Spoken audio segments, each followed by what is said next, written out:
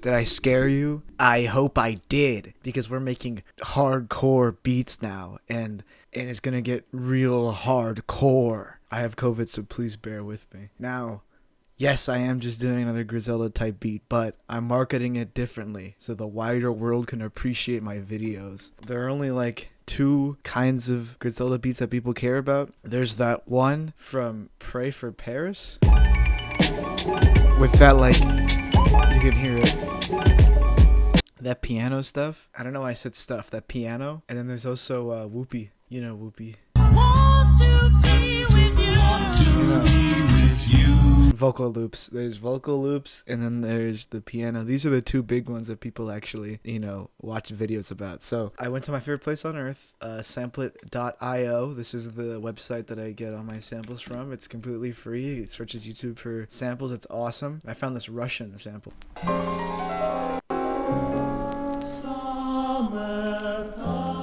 And you have the suspended vocal notes that gives a lot of space to, a lot of opportunity for sample chopping. And it also has that slow jazzy piano kind of thing. So what I did was I went through and I made my chops. I recommend that whenever you make a beat, you put down chops, because you may have an idea in your head in the first place, and then you might find a better idea through your chops.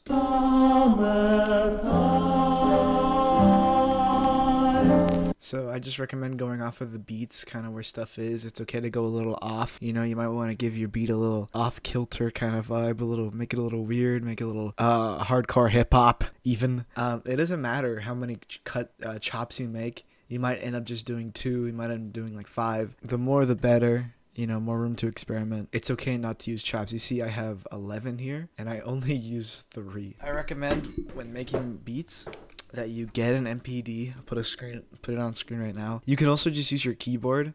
Each letter key does correspond to a note, and that's whole nother thing. I explained it in an older video. I don't remember which one. Just watch all of my videos. You'll know the history of the world if you watch every single one of my videos. The entirety of human knowledge is stored inside of Rock Bottom ENT. Subscribe and like. I recommend you get one of these things so you can just go through all the little chops, and then just go through it and kind of let them ride, And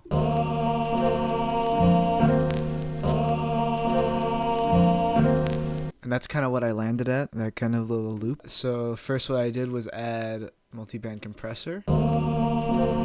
What this is doing is boosting the low end and just kind of compressing the whole thing overall. Then I added a little EQ, more low end heightening. And then these little bands right here raise the vocals with the 7 kind of just tapering off the high end. It just makes it sound more vintage while also increasing the vibrato. Kind of makes it a little more, masculine. Put up a picture of the Godfather on screen, please and thank you. Then I added cymatics origin. I have this on all of my beats. It's completely free. So I have some saturation, more, compression just makes it more saturated. And then movement, which detunes it. And then lastly, fruity limiter. That's for later. So yeah, so we end up with this.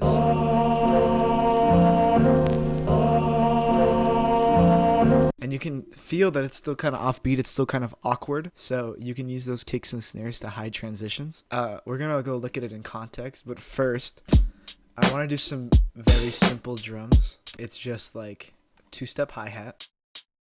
Usually this hi-hat's like, just a normal hi-hat. I pitched it down for.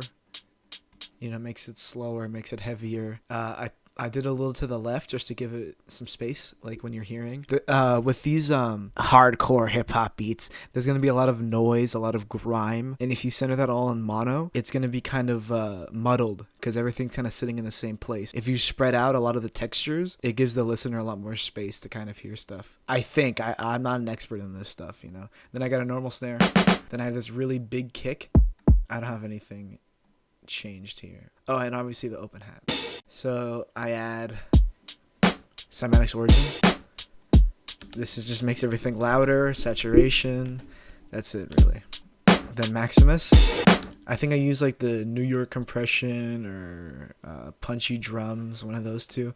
It kind of just blows everything out. You can see here the pre, which is like the target for the drums. Whenever drums play, it kind of raises the volume a lot, and then whenever the sound stops, it kind of lowers it back. You can kind of see this. So it kind of just blows out the mids and kind of creates like this like bigger sort of sound. And then I have just like a little bit of a difference on the highs, which is nothing is happening there, which is I don't know. I'm just an amateur. I'm just a small YouTuber, guys. I'm just begging for subscribers and likes. Then I have another EQ. This is raising. Sorry, it's not even on. Bigger highs. Take out the lows a little bit, make it a little more lo-fi. And then this little 5 and 4 band, they're raising the low end of the snare. This is really specific, but it makes that snare hit a little bit differently. Then I have Fruity Soft Clipper. Now, a lot of people use Soft Clipper as a mastering tool because the goal for Soft Clipper is when the sound gets to a certain height, it kind of tapers it off a little bit. But Soft Clipper is actually a piece of shit. It sucks at its job. And what it does is it compresses the audio. So I'm actually using it here as a compressor. You can hear it's like a lot nicer. Soft Clipper just muddles it out more, which kind of fits with this like, you know, darker hardcore hip hop vibe. Then Fast Distortion. Not really much of an explanation here. It just kind of, you know, makes it all boomier, and it gives that kick, sort of like an electronic kind of feel. Just a little more interesting. And then lastly, another EQ just to like do some more levels. And then I have it feeding into these other two things just to kind of fill out the sound more. So now in context.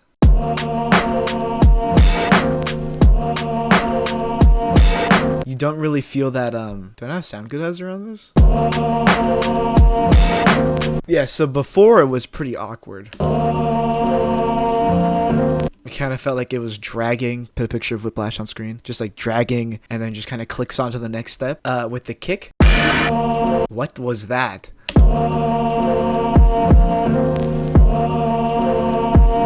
Since we also have the sidechain on, that's what Fruity Limiter is. You see that little purple spot? Every time the kick plays, it ducks the sound. This sidechain helps to hide that awkwardness. I highly recommend putting a sidechain on most of your beats because space is important in your beats, and a sidechain kind of forces that space. Also, it's just a cool sound. Like that kind of duck is just, everyone loves that stuff. Then the snare.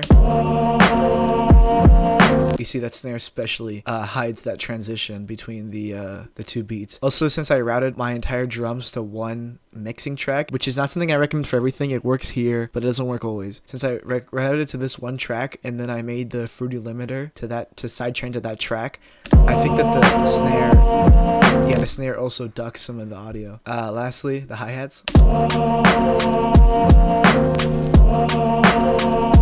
Which I think also ducks. Yeah, looking back at Whoopie. There are countless. Ignore my FNAF stuff. So you have Whoopie, right? And it's a super compressed lo-fi. It just feels like really small, you know, and has that really big boomy bass. You listen to the original. Want to be with you. Want to be with you. It's super clear, and it's not hard at all to find like a clear version of that song. So they clearly did that on purpose, and that's just part of the aesthetic of these hardcore hip hop kind of things. So I recommend finding textures in your samples or textures to add on top of your beats. So for this one, there's this little piece of noise. This is actually two songs. There's this one. Bad example.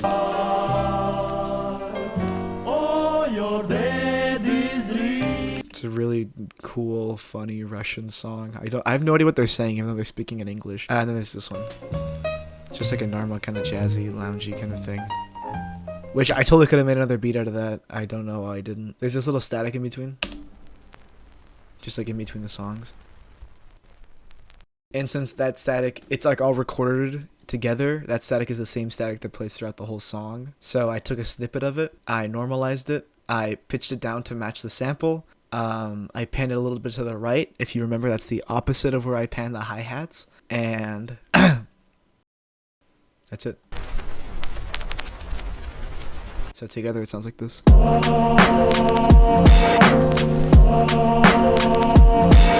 And that static kind of fills in that empty area. You know, it just makes everything sound worse, but in a good way. Lastly, it's just like do whatever you want. I accidentally clicked a button and it played the open hat really like weird, like that. So I have it really quiet.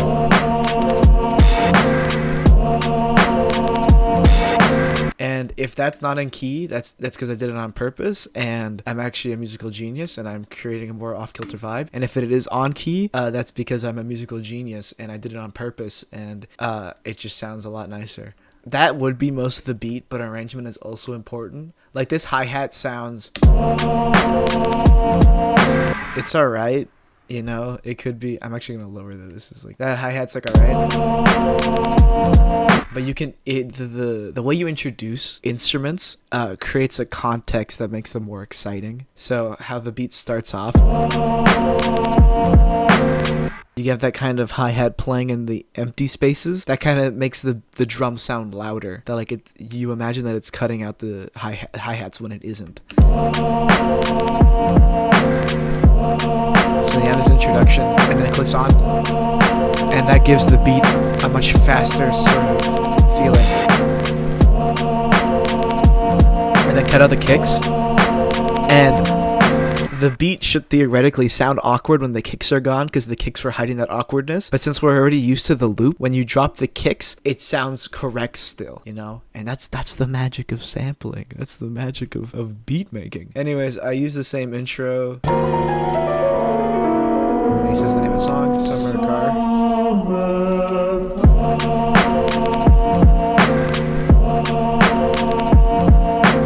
And lastly, to give me myself a reason to put Griselda on the thumbnail, this is a remix of a Rome Streetz song. I'm also using like Wu-Tang fundamentals. Like RZA would usually get these short little loops, and he'd play that 7 times and then have a variation on the 8th, so the beat wouldn't get boring. When usually beats are like a little loop, you do that 3 times and then you switch it up on the 4th, and that's what it is. So since this one's like, you know, hardcore hip-hop, East Coast baby, we're using the Wu-Tang style. So 7 and then switch off, and then during the switch off we have that loop.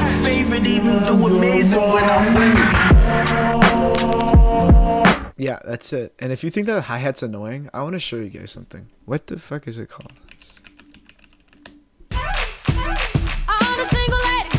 There is a fucked up squeak in the back of this song, and no one cared. It's still a big hit, and you can hear, wow, wow, it's the worst sound ever, and it's just in the background of the song. And Beyonce let that happen, and Beyonce is a black queen. I'm allowed to put this in the background, and it works. It's artistic. And it sounds better than that fucking squeak. It's just kind of like a little ghostly little moan. Anyways, that's the full thing. I'm just gonna play the full beat now. Yep. So I get to my motherfucker. Check this out. To my mother. Have warrants for my apprehension. Hate from corny ass niggas that rap in my mentions. Austrian gas with extensions. Small cracks for 10 cents. Big boulder 400 stashing in the Benz fit. Cartier glasses rimless. Lust for the cash endless. Rap with a vengeance. New smack for your syringes. Cause in the end you niggas is all trash to begin with. I'm God's favorite even do amazing when I win it. I need my pockets socked to when my ring kiss. Was on the highway to hell, now this the road to new riches. Got it lit, they love my stilo like them 702 bitches. No, you can't fuck with who this is. I'm a rare breed. Remix the blow in the blender, then compress it to a square piece. In jail I had the banging hidden in the headpiece. Murder music every time you hear streets. I'm godly, going stupid hard till it's Ferrari on a car key. Took all of your fiends, I hit them off for the large piece. Green babe camouflage hoodie with the sharp teeth. I need Marielle to draw me, smoking holding the 40. It's Lord Streetz, pistol whip your jaw, you need false teeth. Been a heartthrob, making all of the pretty broads queef. Peeling off in Porsche Jeeps, my aura's more Dior. Crime connoisseur, broke whores can't afford me. She tryna orgy and suck me off for a torty.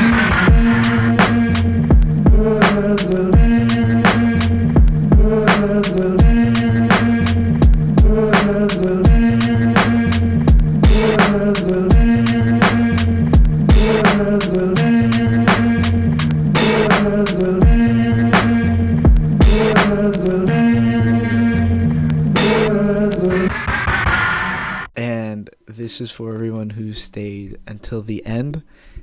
Yes, I have been gone for a very long time. I think it is like 5 months or something. And I'm sorry. It's for a lot of reasons. One, my Premiere Pro, they found that I was pirating it, so I had to buy it legally. So now I have legal Premiere Pro. And also, just like I was busy with stuff, summer break stuff, having fun. Girls just want to have fun, dude. Leave me be. And now I have COVID. Like right now, it's my birthday today, and I have COVID. That sucks.